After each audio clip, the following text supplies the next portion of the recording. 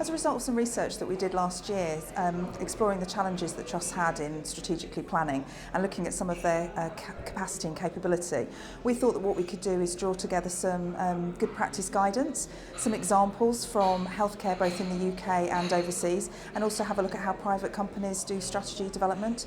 And we worked with 5 trusts over the summer in order to learn from their experiences and also test out our thinking. The toolkit consists of 7 stages, so it helps a board to take their organisation through the 7 steps to develop strategy.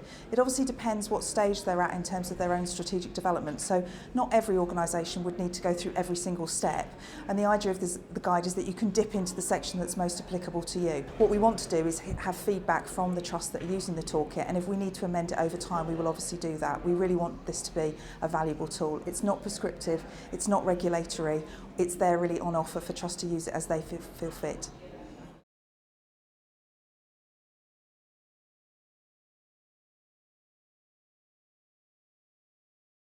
We've learned a huge amount from Monitor and from other trusts as we've worked with them over the summer, and actually realised that some of our planning has perhaps been a bit rigid.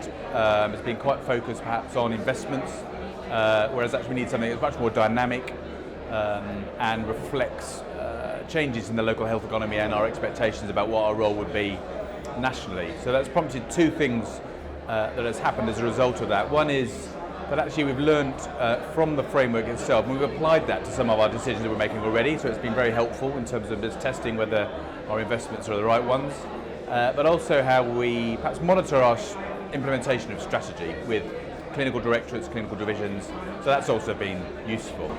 The toolkit is as relevant to a transformation strategy and the development of that, both internally and externally, and we've used the framework to develop that, and it's been fantastic.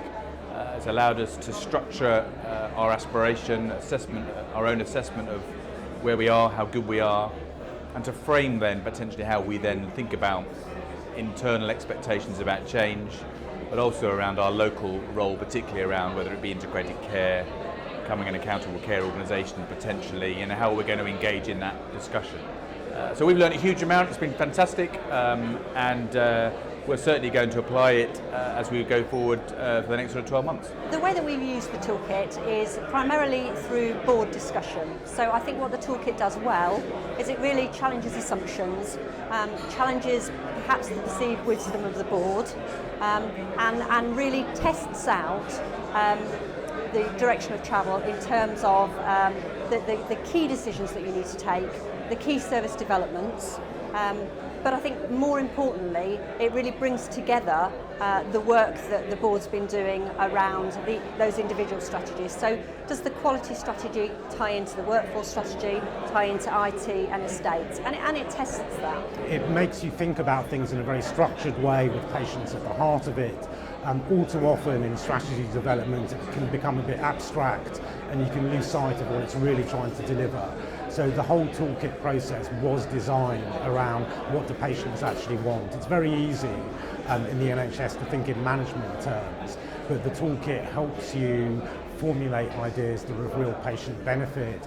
It helps you think about engagement with your own clinical staff and how perhaps you'd engage with the wider health economy and other sectors of the NHS, and that's really important when you think about what the NHS needs to do in coming years.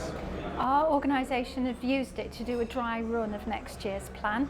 So it's a 7-stage model where you start with framing the situation, the environment you're in, and you go right through to designing options and evaluating those options through to implementation.